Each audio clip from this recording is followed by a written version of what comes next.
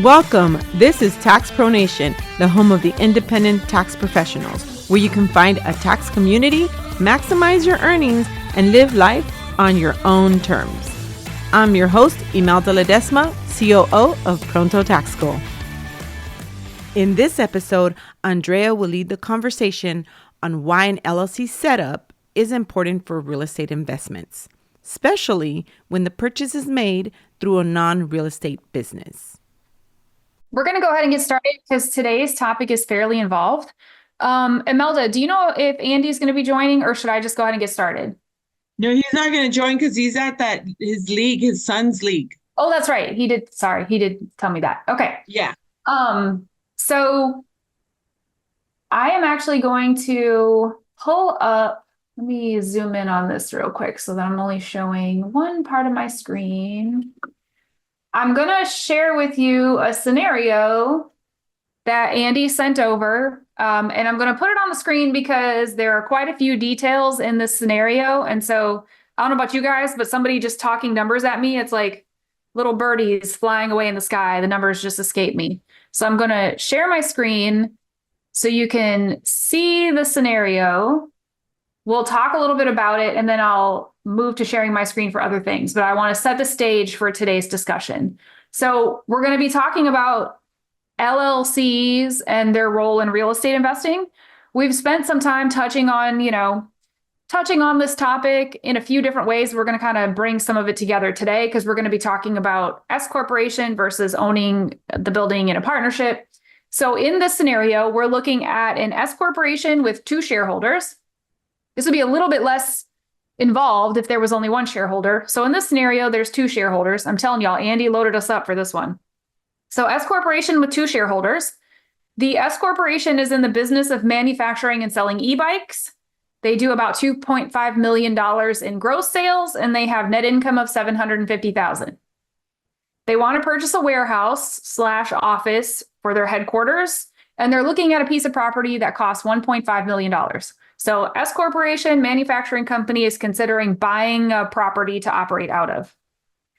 The warehouse and the office is significantly improved with a variety of fixtures and equipment built into the property by the former tenant. So it's a built out, they're not building new construction, it's an already existing building. They've reached out to a lender and they're thinking an SBA loan is probably the way to go. There's going to be some down payment required, about $150,000 plus money for closing costs, plus some money set aside to make what little bit of build out and upgrades that they'll need to make. So we're going to say $300,000 is the cash they'll need to close. The shareholders have $300,000 in undistributed profits sitting in the S corporation. One shareholder is willing to use their half of those profits, the $150K, towards the down payment. The other shareholder can't because his kids go to a fancy private school and he needs that cash to pay tuition. Both shareholders are married to other people, not to each other, and have a bunch of money. So any questions about the basic scenario? Cool. Y'all are going to be easy today. Probably not. Okay, so just a quick recap. S corporation with two shareholders operating a manufacturing company. They want to buy the building for $1.5 million. They have undistributed profits sitting in the S corporation. Only one of them could use that money towards the down payment. The other one cannot. So we've got a whole bunch of questions that are prepared related to this scenario to go through. So I'm going to kind of take them in order because they do kind of walk through the process rather nicely. But feel free to stop at any point. Feel free to shout out suggestions. I mean, y'all know how I roll. I'm going to tell you that some of the answers that I'm going to give to the questions that were provided to me to prepare for this are my opinion, right? Like, we know that there's a fair amount of tax law that's pretty black and white. You read it, it says what it says, and you're done. But there is also a fair amount that's fairly gray and open to interpretation. So you could talk with 2 or 3 or 4 or 5 different tax accountants and come up with 2 or 3 or 4 or 5 different answers. So some of the stuff that I'm going to share with you guys is how I would handle this situation. The way you decide to handle it with your clients may be different. Same disclosure I give to you guys all the time. So the first thing to think about is if this was my client, maybe I do bookkeeping, maybe I don't, but let's say the S corporation is my tax client. Is this the kind of thing that I would want to get involved in helping them decide? So let me ask you guys, if this was your client and your engagement with your client was to prepare the S corporation tax returns and maybe the personal tax returns, is this the kind of advice you would evaluate under that existing preparation engagement? Or would you want to have some type of tax advisory engagement in place for an additional fee? And there's no wrong answers here. This is like, put yourself in these shoes. This is a client you have that came to you today and asked this question. I'm getting some responses in the chat that say tax advisory. Y'all know how I feel that we really need to be charging our worth. And realistically, this is some pretty involved analysis. So some, but not all, some of the issues are you would have to look at their S corporation setup. You'd have to look at their operating agreement to see what kinds of things are allowed and what kinds of things are not allowed. Who is authorized to make these decisions on behalf of the S corp and who is not? You'd have to look at their personal tax situations, real estate related stuff, right? Like S corporations and partnerships are flow through entities. So the decisions that you help them make at the entity level are going to affect them at the personal level. And maybe you do their personal returns, but maybe you don't. And if you don't, how do you even know without looking through that? You might end up, I would argue that you will end up having to complete some type of entity selection decision. Is S corporation the appropriate entity to own this building, or should they form a new entity and own it in the separate entity, right? So you may end up, if you do propose that they open a separate LLC and have it taxed as a partnership, you may end up having to consult about the operating agreement to make sure that it says what it needs to say from a tax perspective, not from a legal perspective, right? So this is a fairly involved engagement. So if you have a client who comes to you with something like this, my hope for you is that you're going to charge this out as a separate tax planning engagement. Now, the next question might be, what would I charge for something like this? And I'll be honest, I am really just digging my feet hard into the tax planning arena. Most of the work, most of my clients are lower net worth. I don't have a lot of really high net worth people. I do have a few clients who have bought buildings recently, but by and far, I work with like middle income America. So I haven't had a whole lot of opportunity to get into really sophisticated tax planning. I'm just now starting to dip my toes in that. That was part of the CTC designation that I got. I would say at a minimum, and possibly more, but at a minimum, just coming up with the tax plan would be a minimum of $10,000 if this was my client. That's just to come up with the plan. Then there's the cost to implement the plan and then ongoing maintenance. So this would be a fairly significant engagement for my firm. Again, you may not charge like that. Maybe this isn't a level of service that you offer yet, and that's okay. This could just be a thing that you decide, if you're trying to think of ways to evolve your firm to maybe higher paying engagement so you can work with fewer clients, this type of tax planning might be something that you want to consider taking on. So at my firm, at Steadfast Bookkeeping, this would be no less than $10,000 to develop the plan, probably another $5,000 to $6,000 to implement the plan, and then there would be an ongoing monthly fee to maintain the plan. That ongoing maintenance at my firm would also include the tax preparation. So they would be on a monthly plan that included everything. Any questions or thoughts on pricing? If this client came to you, how do you think you would price an engagement like this? Andrea, hi. Hey. Andrea, I'm sorry. I know someone named Andrea. It's a different way of pronouncing. My question to you is, for the $10,000 practitioner that you would charge for, implementing or creating a plan, can you break down exactly what would be entailed in that? Yeah. So here's how I define developing the plan, implementing the plan, and maintaining the plan. Those would be 3 separate phases. So developing the plan would be gathering all of the information that I need reviewing it all, and coming up with, when I say a plan, coming up with a written item that documents my decisions. I will recommend entity structure.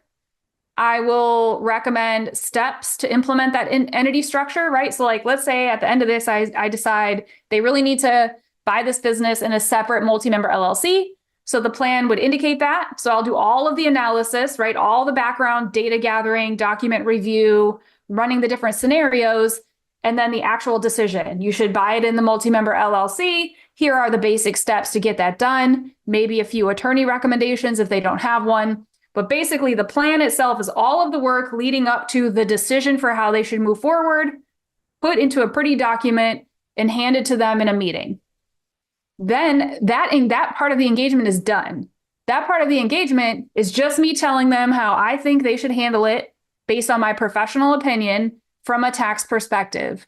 But I'm not holding their hand through any of the actual process. I'm not engaging them, or they're not engaging me in any further discussion about what happens next.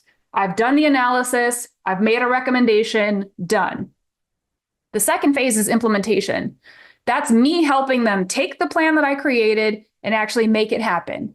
So helping them through the steps of forming the LLC, right? And that might mean helping them choose an attorney because I'm not forming the LLC or writing the operating agreement. But it'll be kind of hand-holding them through the process, making sure all the boxes are checked, that if they do form another LLC, they have an operating agreement. I've worked with them and their attorney to make sure the operating agreement ticks all the tax boxes that it needs to tick for the plan that I created to work the way we created it, all the way through actually buying the building. That's the implementation phase. Then the maintenance phase is everything that happens after that. It's ongoing review of their situation to make sure that entity selection still makes sense. It's ongoing tracking of basis. It's ongoing tax advice for all the other S corporation and partnership tax related scenarios, personal tax situations. So the plan is I do all the research, I crunch all the numbers, and I say, this is how you should proceed, period. That piece is done. Implementation is taking that plan and actually making it happen. Done. Everything that happens after they close on the building is the maintenance phase. Does that help, Ayosha? That absolutely helps. So that middle, the implementation part of it, that's the one that you're saying that you would charge a bit of extra time, $6,000. I'm sorry, I'm having a hard time hearing you.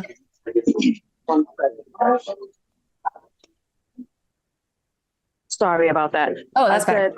Well, the implementation part of it, is that the part where you said you would pay like a charge additional $5,000 or $6,000 for it? Yep, correct. Okay, I get it. Thank you so much. And that sounds like a great plan, actually.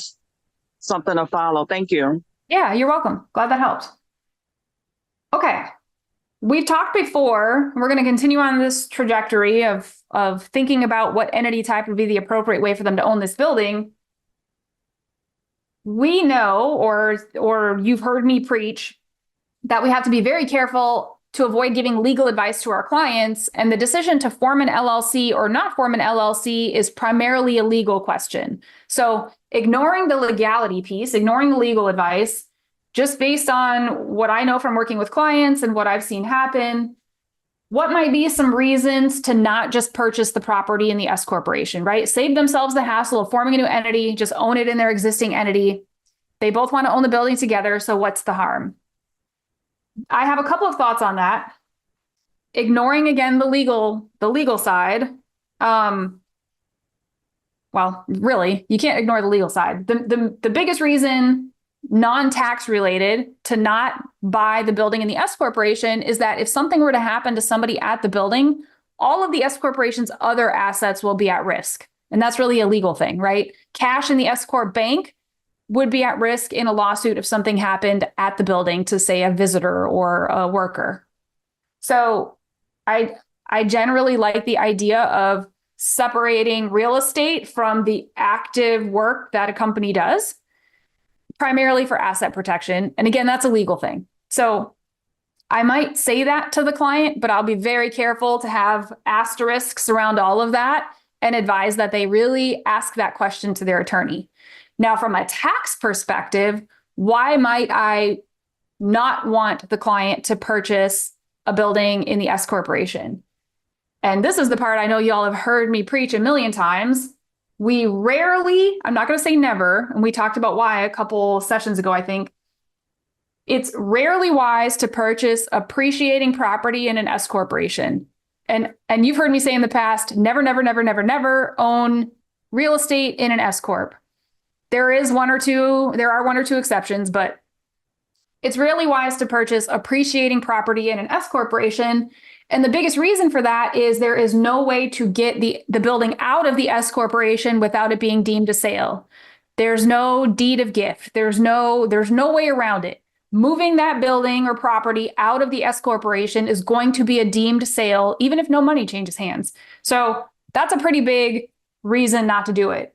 Another reason is there's no step up in basis in that building upon the death of one of the S corporation shareholders. So, if I hold, say, a rental property or my house personally, and I die, my heirs get a step up in basis to fair market value as of the date of death.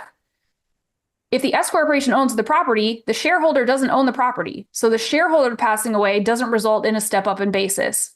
Now, there may be some type of basis adjustment for the value of their basis in the S corporation itself, but not the property alone. So that house or that property, in this case, the commercial building, is really held hostage in the S corporation. And that's typically not desirable. Then there's no ability to allocate ownership of that building differently. You're going to see further down, we already talked about in this scenario, one of the partners has cash to put towards the down payment. The other doesn't because they have college tuition to pay. There's no way to change the ownership of that building. If it's owned in the S corporation, everything is 50-50. So can an S corp do a 1031 exchange? I believe so, as long as all the proper form is followed. I'd have to double check that. So the answer is I think so, but I'm not 100% sure. I don't think I've ever had an S corp attempt that because we'd have to talk that through. That might be a good topic for another session. So we'll come back to that. So any questions about some of the reasons why I would not advise our client to purchase the building in the S corporation? Is there anything you can think of that I didn't mention? So the primary ones are no way to get it out. It's held hostage, no step up in basis upon death, no ability to split ownership in the property differently than the ownership of the S corp. Yeah, another thing to think about is in California, just for the privilege of holding an LLC of any sort, you get to pay the state an automatic $800 franchise fee just for the privilege of holding it. And that's on top of any taxes you might owe.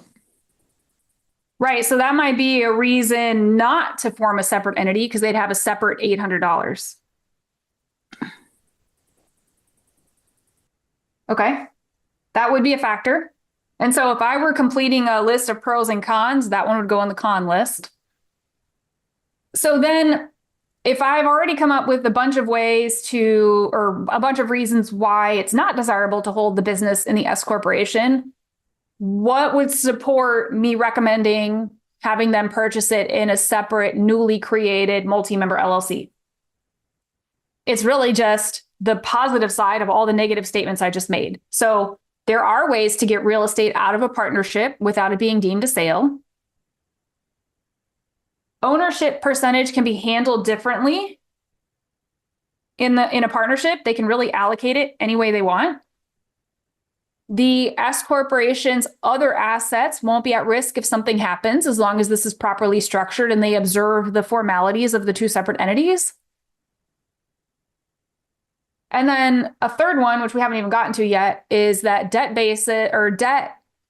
partnership liabilities can increase partner basis, whereas S corporation liabilities do not.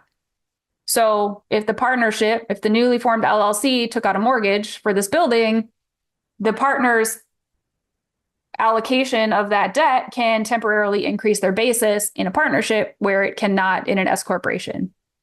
So there's a fair number of reasons, right? Like as I'm conducting this analysis, as of right now, without any further review, I'm leaning towards the multi-member LLC owning the building. Same two partners as the S corp shareholders, but a lot more flexibility. And I'll be honest, like that flexibility, while it sounds amazing, is part of why partnership tax law is so complicated. S corporations are fairly straightforward. They're fairly rigid. They're fairly strict. There's not a whole lot you can do with them. And so that makes the tax piece of them a little simpler. Partnerships, on the other hand, it's like a free for all. And so partnership taxation, in my opinion, is among the most complicated taxation. And so as a firm, I won't even take on a partnership client unless it's a fairly simple partnership model. You know, couple of partners, they're 50-50 everything, no crazy, wacky, trying to bring in other crazy partners, like no crazy structures, no weird allocations. If it gets more complicated than that, I generally will refer it out because there are so many areas of partnership tax law that you can mess up, and I'm just not super interested in that. So this could be a case where I'm helping this client develop the plan, and then I'm not even the one to be able to handle the maintenance piece of the plan. It could be that I develop the plan and I help them implement, and then I have to refer them out to a new tax professional. That's a very real possibility. And so that's something you should consider if you're thinking about taking them on as a planning client. You could literally be planning yourself right out of a client. I have a question. Okay. So back to the original example. So it is possible for one shareholder to take their distribution and use it as a down payment on the property? As long as they take the distribution, they can do whatever they want with the money. So the short answer is yes. The follow-up question then is, okay, if they do that, so let's say that $300,000 of undistributed profit, they go ahead and distribute it. And because it's an S corporation, it has to be distributed 50-50, so 150 and 150. The partner who had to use their 150 or the shareholder who had to use their 150 to pay for college, how do they kick in for the building purchase? Right. That's what I was asking. Okay. So Yeah. So basically both of them will have to take the 150 and then do whatever they're going to do with it. So one shareholder can't take the 150, use it to help with the property, and the other one not take a distribution. Correct. Because remember, S corporations require equal distributions. There's no way around it. Right. Okay. Yeah. They're kind of stuck. And that's, S corporations have a lot of advantages, but they have a lot of disadvantages too. And unless you're, especially if you're talking about S corporations with more than one shareholder. Most of our clients are single member LLCs that we recommended S corporation for tax reasons. That's a much simpler discussion when there's only one shareholder. It becomes much more complicated once you add a second. I'm experiencing this in my own business. I shared with you all that back in February, I merged a solo practitioner's firm into my firm, and now he has a minority ownership in our combined firms. Well, my business is an S corporation. So there's all kinds of tax implications to that move. And now we're stuck on how we allocate distributions. Like it's made a lot of work. So yes, very restrictive. If one takes the 150, the other has to take their 150 out as well. They kind of hold each other hostage because what's going to happen on the tax return, if one takes out the 150 and the other doesn't, you either have to report it as 75 and 75. So that other guy, that other person is taking a basis hit, even though they didn't actually get any cash. And the first partner isn't taking as big of a basis hit as they should have, or you risk terminating the S election by reporting an unequal distribution. If you report it as 150 and 0, that technically is required. I don't know that revocate is the right word, but that will violate S corporation rules and result in the termination of the S election. Okay. And then my second question, are you going to go over how property is transferred and if it's set up under an LLC? I don't know that we'll have time to get to that level today, but we are going to talk some more about the LLC stuff in a minute. Great. Yep. Okay. So we talked about reasons not to own it in the S corporation and reasons to own it in the S corporation, although there was really only one, and that's to avoid the $800, franchise tax. Reasons why it might be smart to create a separate LLC to own the building. So let's say you recommend the formation of a separate LLC. what involvement, if any, do you think you should have with the client's attorney who they have engaged to help them create that new entity? If this was you and this was your client, what level, if any, involvement would you have with the attorney? And again, there isn't really a wrong answer. I have my opinion, which you all know I'm happy to share. Okay, I'll share. And then if anyone wants to chime in, you can. For me, remember this goes now to the implementation phase. So as long as they have engaged me to help implement the plan, I'm happy to assist.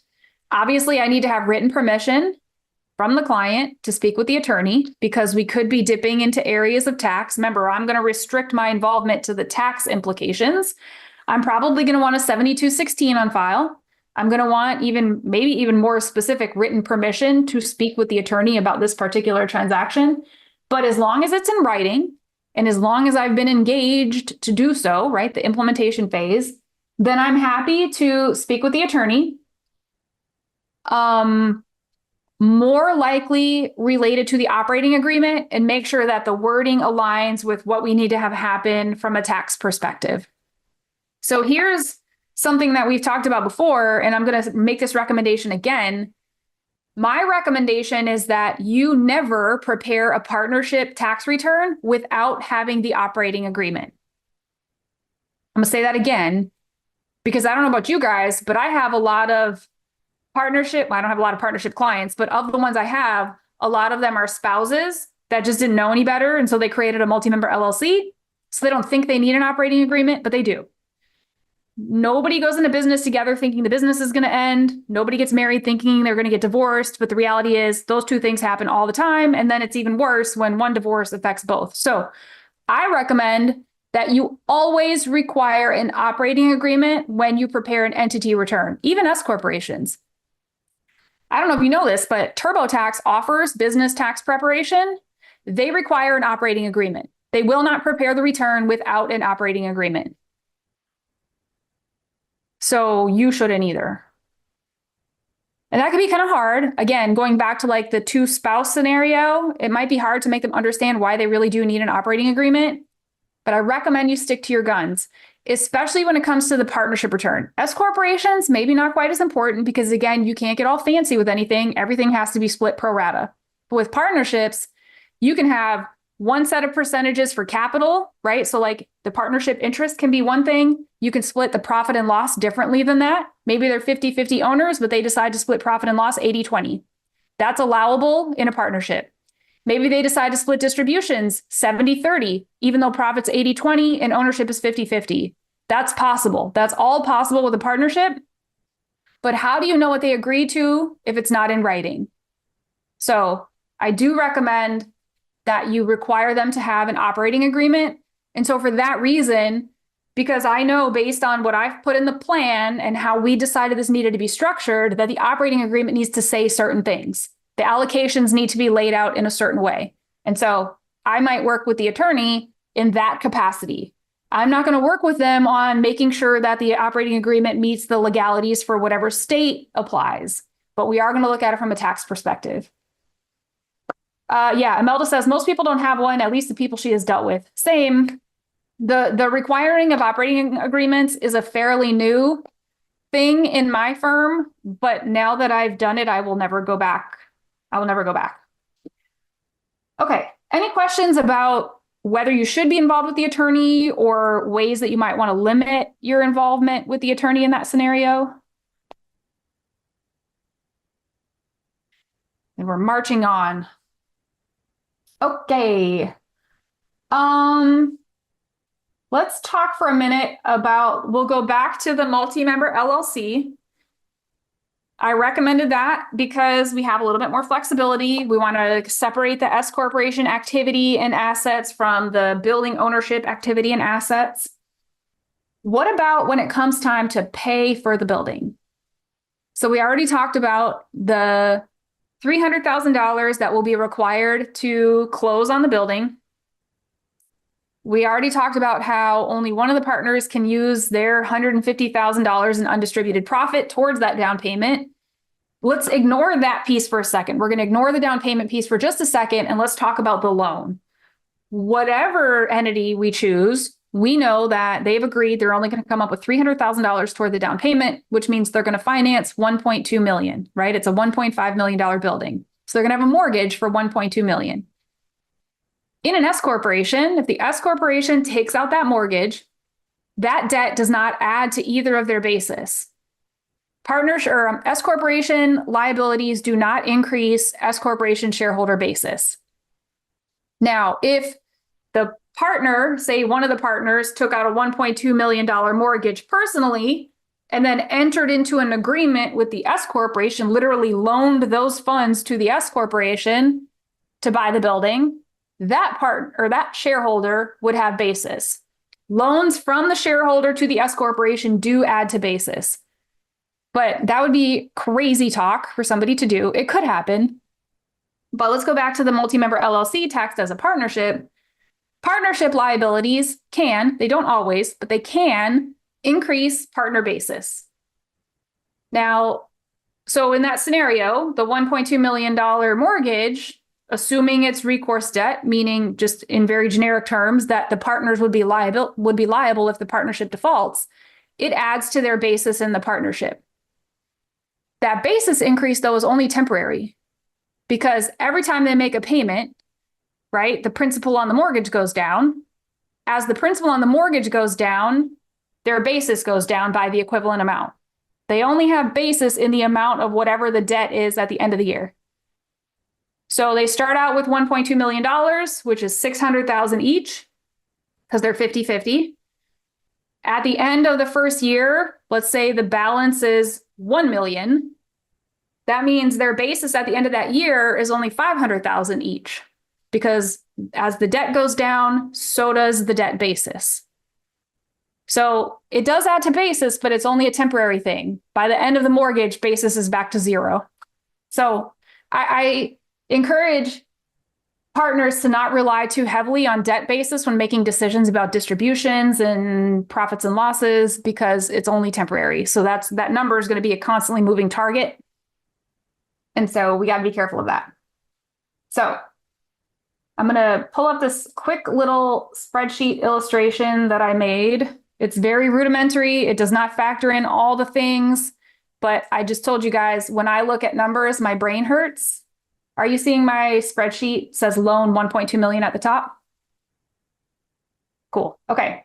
So in this first scenario, they each have $150,000 in basis. This is before they distribute it, right? If they actually take the money out, then their basis is zero. But prior to, like, this is the effect the loan would have.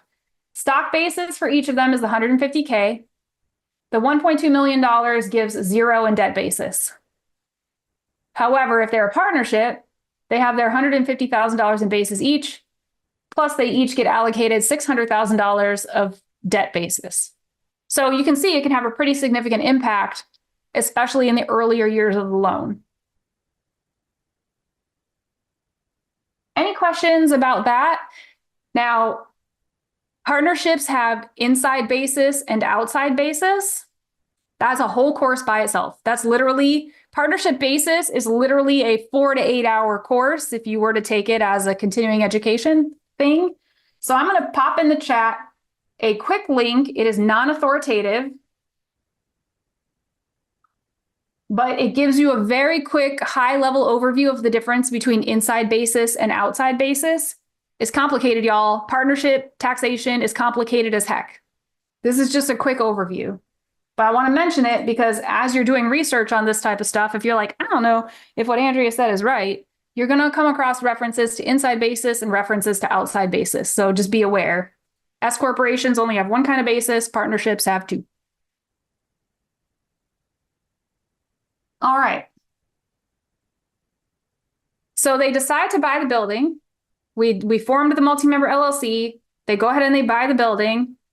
There are furniture, there are fixtures, there are components in this commercial building, just like there are in rental real estate properties.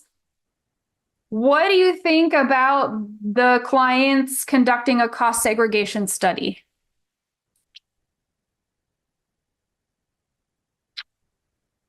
Any thoughts as to whether that would be a wise decision or whether it might not be a wise decision?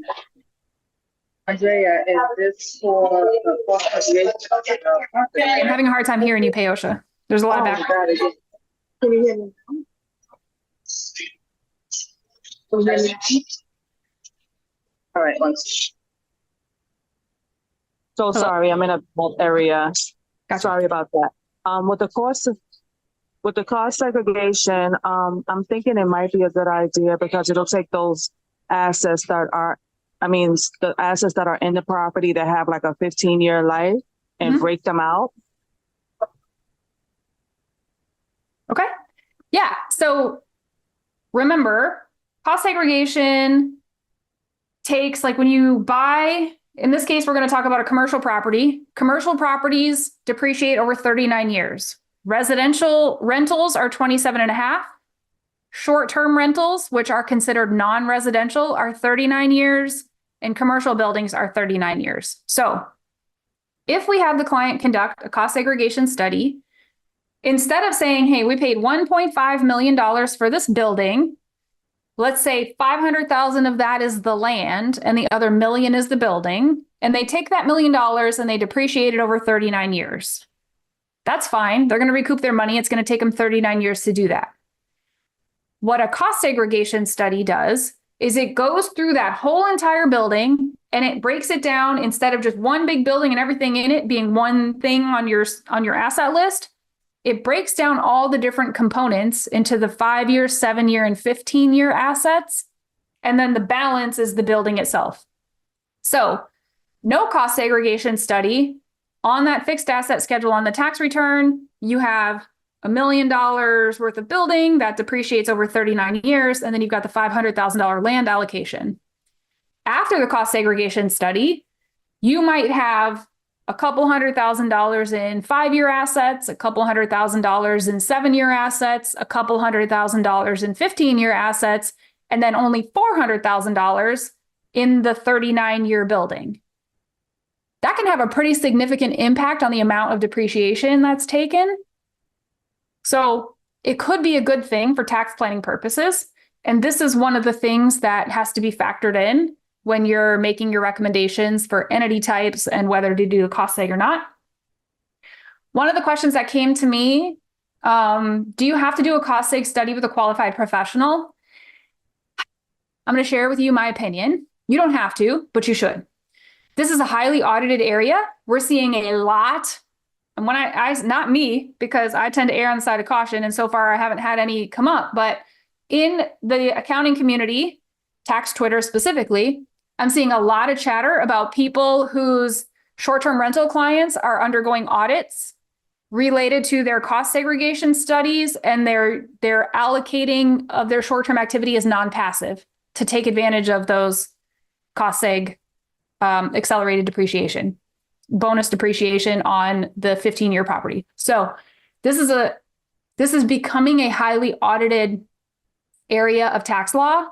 And so I prefer to err on the side of caution and would recommend working with a professional, having an engineered study done properly, especially, it's one thing if you're talking about $150,000 residential rental, but you're talking about a $1.5 million building.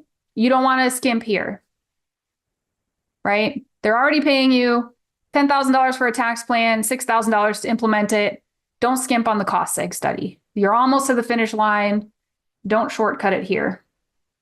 Can the client use self-rental rule to convert passive activity loss from cost seg to ordinary loss?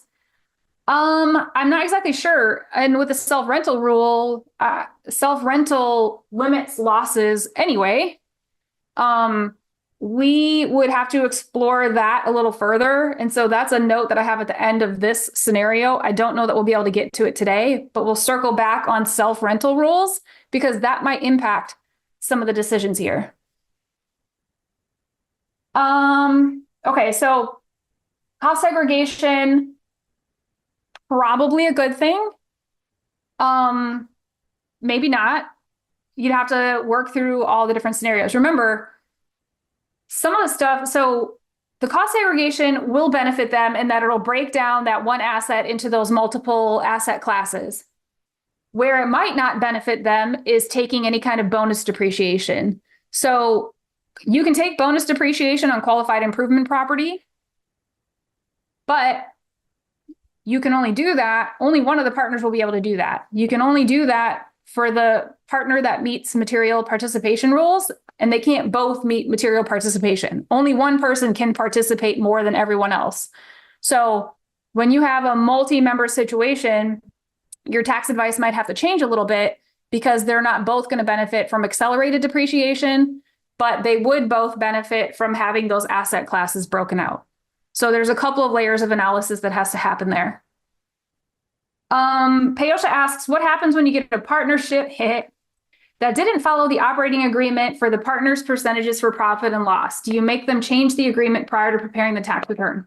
Well, the allocation of profit and loss happens on the tax return. So I wouldn't prepare the tax return in a way that violates the operating agreement. So let's say their operating agreement says they own it 50-50, they're sharing in profits and losses 50-50. The tax return that I prepare will meet that requirement. And let's say during the tax interview, they come to you and say, we really, because, partner B didn't put up the money, but I did. I want to split everything 70-30. 70 to me, 30 to them. I'm not going to prepare a tax return that shows that because their operating agreement shows 50-50. They would have to go get their operating agreement amended and then bring it back to me. So that's a great question. All right. We've already talked about the flexibility of partnerships versus the inflexibility of S corporations. That was one of the points that they wanted me to touch on. Okay, now let's talk about, and this kind of goes back to what Nishan said, what happens, now we've already determined that $300,000 is the required down payment. They have $300,000 in distributions to take from the S corporation. Let's assume they have enough basis for that to happen.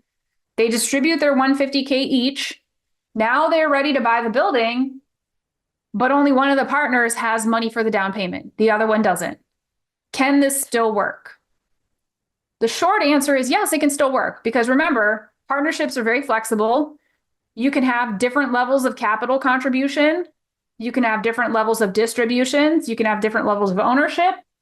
So a couple of the options, let's say they come to you and they say, we both want to own it 50-50, but only one of us has cash.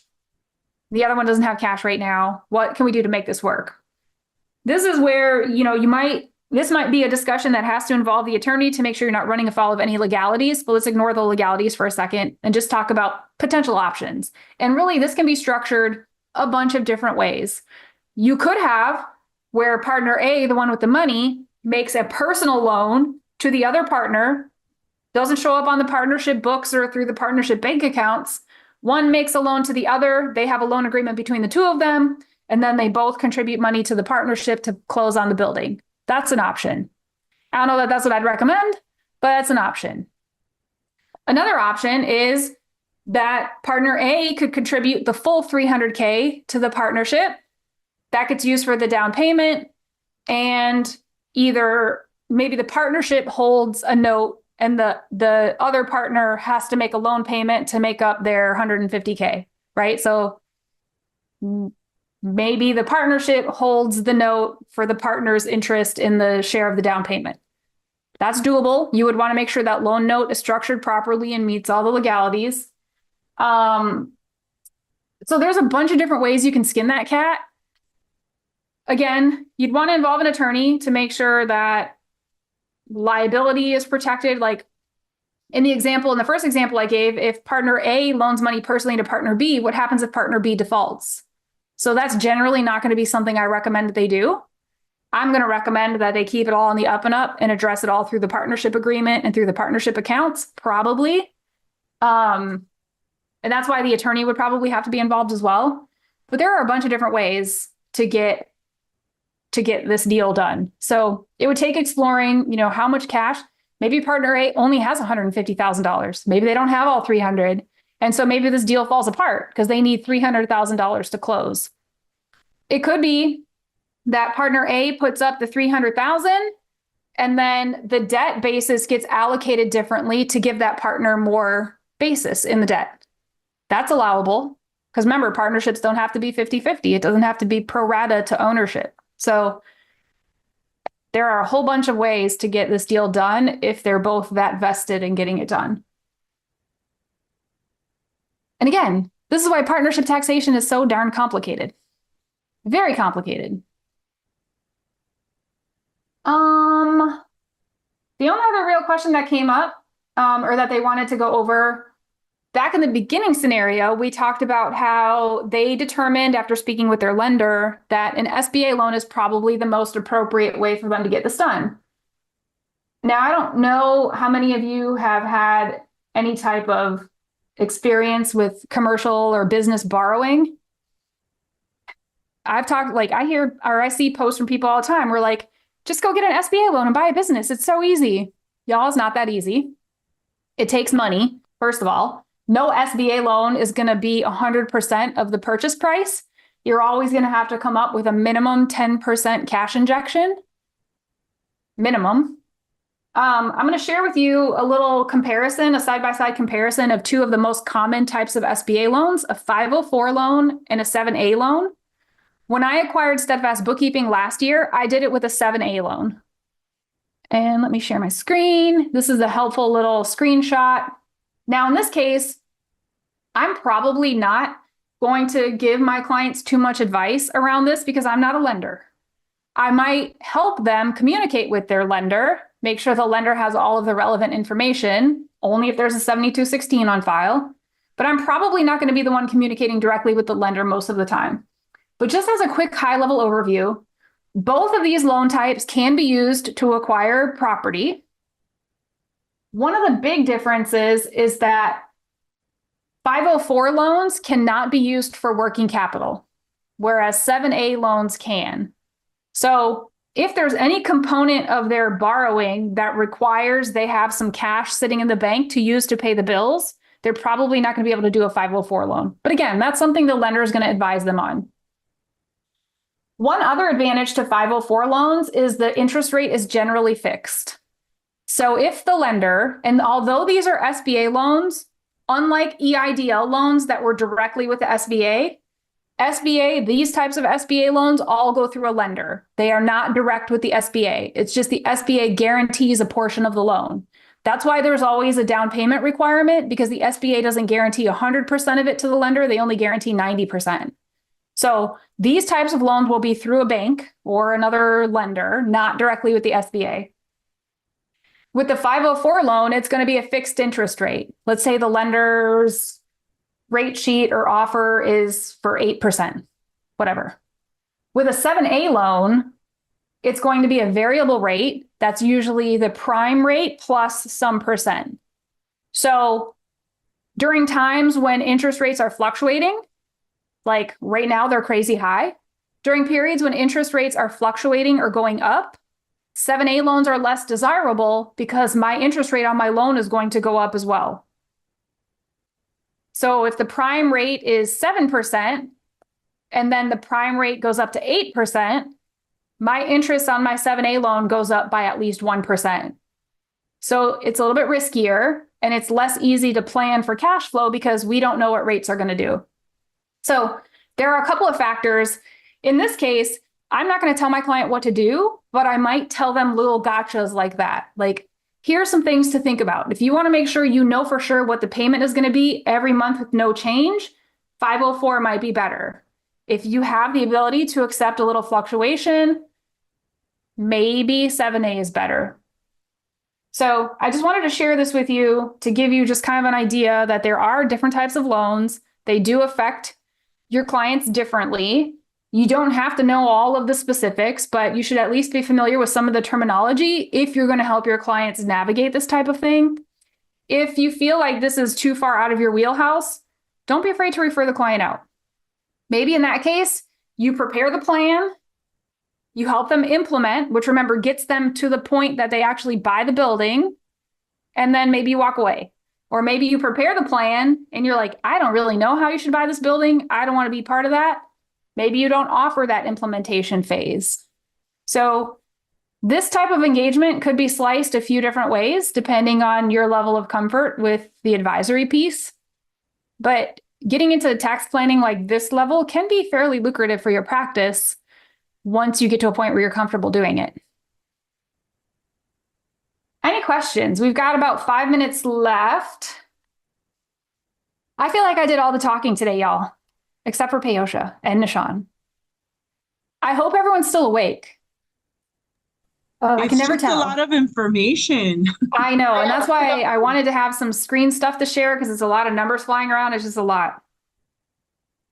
Can I ask about you said when it's an S corp, you have to distribute evenly? Yep. Does that matter what percentage of ownership they have in it? It doesn't matter, or is it? They have to take distributions pro rata to ownership. So if they're 50-50 owners, distributions are 50-50. If they're 70-30 owners, distributions have to be 70-30.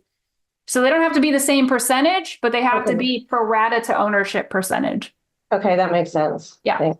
Yeah, sorry, I didn't state that very clearly. That was a great question. And it's interesting because I see this happen all the time. I have a couple of S corporations that are, again, spouses, only one who's active in the business. The other one is only on the business in case something happens to the other spouse. That's the number one reason my clients have cited for why they put both of their names on the LLC. Drives me batty. There are other ways to solve for that don't create a partnership situation. Virginia is not a community property state. It's a separate property state. So they have to file as a partnership. There's no option other than electing S corporation. So I have a couple of S corporations that started out as multi-member LLCs that made the S election way back before they were my clients. There's a spouse who's completely inactive in the business that still has basis, that still has to record their pro rata share of distributions, even though they're not getting the money. And by the way, there are times when that person's share of any losses are limited because they don't have enough basis to take them. So the other shareholder might have enough basis to take their loss, and then part of the losses get hung up because the other S corporation shareholder doesn't have enough basis to take the loss on their personal returns. It's messy. Messy, messy, messy. All right, y'all. Any other questions? I feel like we probably could have spent an 8-hour session just digging into basis issues. So I will for sure circle back on that. We'll probably spend some time talking more about inside basis versus outside basis in partnerships, because that is fairly complicated. I'm afraid if I do that in a session, you literally will all be asleep. So if I do that, it'll probably just be a small piece of a more interesting session. I'll mix it in with some fun stuff. What happens when the S corporation shareholder does not have enough basis to take the losses? It does not become a capital loss because the business still exists. It just carries forward. So they're suspended. And they're suspended. So remember, income and loss flows through to the personal return. And at the personal return level is where it's determined whether they can take losses or not. So it's a passive, or it's a carry forward loss on the personal return. So it just continues to carry forward. Now, what happens if the S corporation shuts down and there were carry forward losses? Then those become capital losses, subject to the $3,000 per year limitation, unless they have other capital gains that they can use to offset the capital losses. So that can happen. S corporation shuts down. Capital accounts are zero, or capital accounts are negative. Basis is zero. At that point, that negative capital account becomes a capital loss on the personal return. But as long as the entity is still active, those losses are just suspended. They don't convert to capital loss. Great question. All right, y'all, we are done with the session for today. Once again, I hope that you didn't fall asleep. And if you did, my apologies. And I will see you all next week. Thank you. Good stuff. Bye, everyone. Bye. Have a good weekend. You too. Thank you for joining us. I'm Imelda. Join us next week as we continue to share mini audio clips of Schedule E tax prep process. If you are interested in listening to the full process and want to be part of our Dream Team community, please visit prontotaxschool.com or email us to support@prontotaxschool.com. Being part of the Dream Team membership comes with getting expert support, top-rated training programs, and weekly video live events. We look forward to having you on board.